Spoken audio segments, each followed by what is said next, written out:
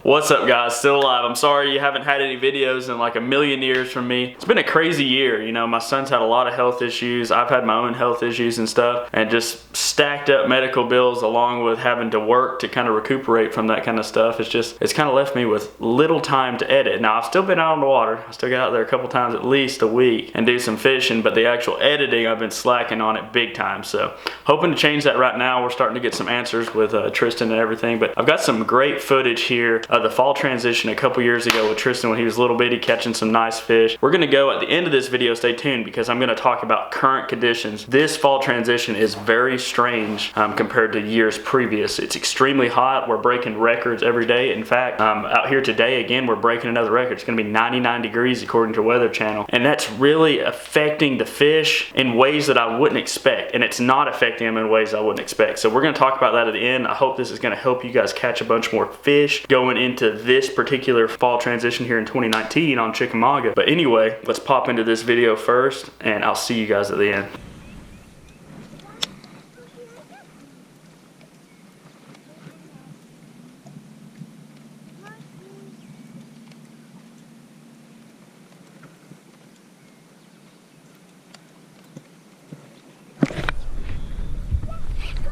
Get a big one. Come here. There you go. Don't need help. Hold up to the top. Hold up to the top. Okay, he's fast. You didn't get on the deck by the fight. He's not strong. Oh, he's strong. Nope, no, he's bullying me. Stop this, giant dummy. He's a giant dumb. Whoa! How did I got this size? Dad, you're bullying him down. Stop doing this. Oh shoot! Let's get him in the net. Get him in the net. Bring it around this way. Look at the size of that fish you just got, dude. I got that big guy. Dang, bro. Mom and Dad. Mom and me got big ones. You did get big ones. You're scaring me, dude. But I'm not scared of you now. Hey, Dad, think it's a little rat thingy. He's trying to freak me out with the... Yeah, you can get the red thing. No, I didn't get past you. Oh, no. That guy was fighting me very well, but not very well. No. How did that die? Dad, you think he's hungry? Okay. Okay. Dun, dun, dun. Dun, dun, dun. Dad, I need to give him some foodies. But don't feed me to him. Don't feed me to him. He's hungry. He's hungry, dude. He's hungry. Yes, he did.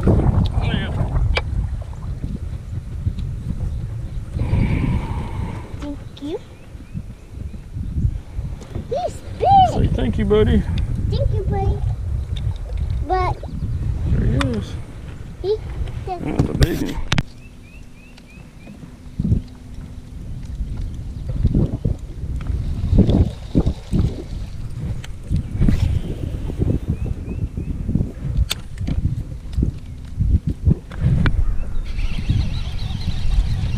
Got one, bro. Go, Dad, get that fight. You gotta get him? You have to get the fight, Dad. You get the fight. Okay, Dad. It's going to oh. You caught a giant one and I caught a baby. You don't be that one. Do the big one. I think he goes. No, he's not gonna be killed. He's just fixing the mouth. Just bleeding a little bit. You put something in him? nope, nope, nope. Just let him go. Sorry, buddy. Sorry we made you bleed.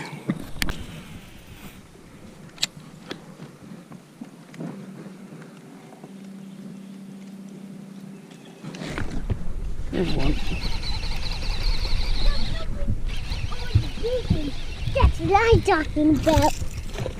Oh yeah. Oh yeah, it's on for a fight, baby. Yes, I'm bait, man. Yes, I'm such a go, man.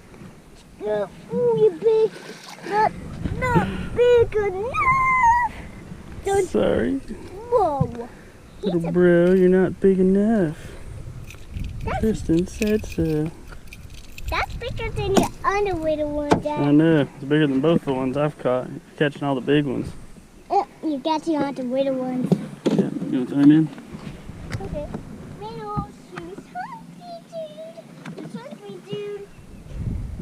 That guy's. Yeah, hungry. Hungry, dude.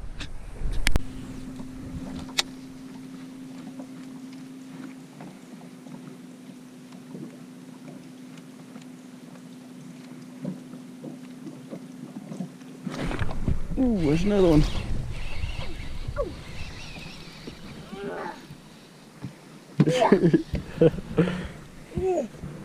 We were getting away the fight. Oh, we got away. What? Yeah. How did you do that? Oh, what are you doing? What are you doing, kid? Oh no, we're going in a circle. Oh crap. Oh darn. Oh, whoa, easy.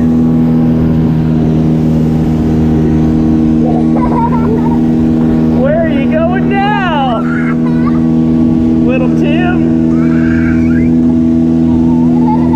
You can't go over that way. We're gonna get in the ground. Oh my gosh. What in the heck is going on here? Alright, hope you enjoyed the footage there. I had a blast fishing with my little buddy there. He's my favorite fishing buddy. He's always excited to be out on the water. Likes to play with the minnows, likes to feed the fish, likes to snack and just catch a bunch of fish. Nowadays, he's out there with his own fishing rod, doing his own thing and catching fish with me, standing there right beside me. He'll stay out with me all day, but just kind of some things going on with him. You know, the last you saw right there, about 2 years ago was when we really started to notice him dropping off the scale or the chart as far as his weight goes. You know, he's not able to put on weight. His body's not absorbing nutrients the way it should. He's not able to eat very much at a time. He grazes all day, so he's eating all day, but he takes really small bites, has a lot of stomach pain issues, and so he's extremely below weight. So on the very low end of the scale, he's another several pounds below that point. And it's gotten to the point, you know, where he was diagnosed with failure to thrive. We've had people ask if he's got plenty of food to eat at home, which he definitely does, but it's just been a tough year as far as that goes. He hasn't been feeling well because of that. And in a lot of ways, he's still himself. He's still this rambunctious, super energetic kid, but it's getting to the point where it's becoming more serious. Finally, after seeing a bunch of different doctors and things, we've kind of come to get some more results. And what we found, he did a scope last week, so they put him under anesthesia, put a camera down his throat, checked all his digestive system and things like that, and he's got a lot of inflammation. And when he was a kid, he had a ton of reflux issues, and they think that he's got basically about the worst case of heartburn that they've ever seen in a kid. And so what that's causing is, you know, him to have a lot of pain when he's eating, and that's probably why he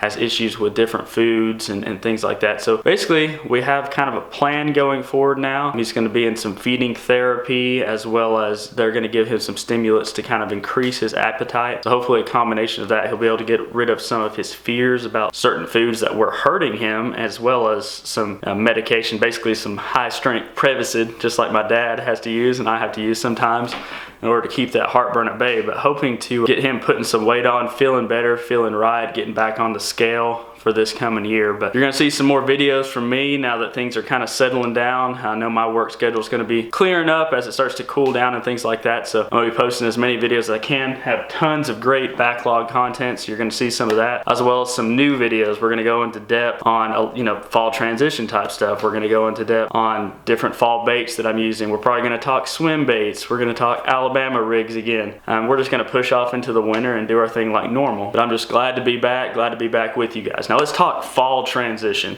So this year is, like I was saying before, is wild. You know, we've got extremely high temperatures. The lake has been steady. It hasn't been fluctuating down. So in other words, on the operating guide that you see on TVA, typically at the end of September, we start to taper off as far as the lake level. So we have winter pool here. They drop the lake about 6 to 8 feet. So we're not tapering off as quickly as normal. Another thing is we've had a long drought now. You know, at the beginning of the year, we were way ahead of rain. We had all kinds of floods, super surplus of rain. Well, it's like it stopped. And especially since that hurricane has come up through here, it's pushed that warm air up and it hasn't allowed any cold air. So we haven't had any real cold fronts at all. We haven't had any significant rainfall at all. And so what's happened is what I thought we were going to have a really bad grass year on Chickamauga. Not the case at all. Because of the lack of current, because of the bright, sunny, extremely hot days, the mats have come up all over the lake. There's tons of grass everywhere. It's not quite like it was in 2016, but there's tons of grass. Another thing, low current, and it's blazing hot out there. Water temperatures are still upper 80s in a lot of places. In some areas, it's dipping down a little bit into the 70s, but very hot water for this time of year, extremely unseasonably warm. Now, in my mind, what I would think would happen is that those fish, it would slow down their transition. So in other words, a lot of those fish would stay deep in a summer pattern and the bait fish would stay largely main lake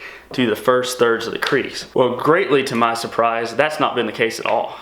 These fish have transitioned actually early this year. So I was seeing all the way in August, those fish were already transitioning way to the backs of backwaters, way into the flats on main lake, way into the backs of the creeks, like all the way to the last third of some of the creeks and things. Bait fish were there and the fish were following them up. So these fish have been really shallow. They've been in emergent grass, so they're in actual grass mats, but they're also into that hydrilla that's growing out into that 8 to 10 to 12 foot range, which is just crazy to me. They're finicky. They're not biting like they do when we have these cold fronts in the fall. That I don't think that sense of urgency has really hit them, so they still act like summer fish, but they're already where they're supposed to be as far as fall fish. And we talk about this all the time. In the springtime, when they're going pre-spawn, I've noticed that when the days start to get longer in the pre-spawn, regardless if it's a really bad cold front or whatever's going on, those fish go ahead and they make that transition up anyhow. Sometimes it'll be high 30 water degree temperatures and those fish will be pushed up into the 2, 3, 4 foot range. Well, it's the same things happening here. Those fish are transitioning early. I think because the days are getting shorter, and I think because of just the moon phase, it's like that biological clock is ticking in and they're doing their thing regardless of what the actual current conditions are. And that's made me really rethink. Several years ago, I was big keyed on to water temperature all the time. You know, water temperature for spawn, water temperature for this part of the transition in the bass. And to me, I'm starting to get away from that because the more I actually observe all this, the more I see those fish doing things independently of what the actual weather conditions are. We've had the craziest weather in the last 5 years that I've ever seen, and those fish have maintained their same schedule regardless of what the weather has done. So I just thought that would be a cool tidbit for you guys. We've got some nice weather coming in next week. I think as soon as that cold starts to dip in a little bit, or cooler I should say, when we get those highs in the 70s, lows in the 50s, this bite is about to kick off. And those fish are already set up where they need to be, and it's going to be fun just getting back there and whacking on a few fish. So able to catch plenty of fish right now, but it's mostly a first thing in the morning bite for me and a late afternoon bite, especially. The late afternoon bite has been fantastic. So if you're getting down to the lake, if you're discouraged by this heat, if you're discouraged by the really tough bite, get out there, find some schooling fish. Just like every fall, a lot of times what happens is these fish school together. So instead of in the summertime where you pull into certain areas and it's all 1 pounders,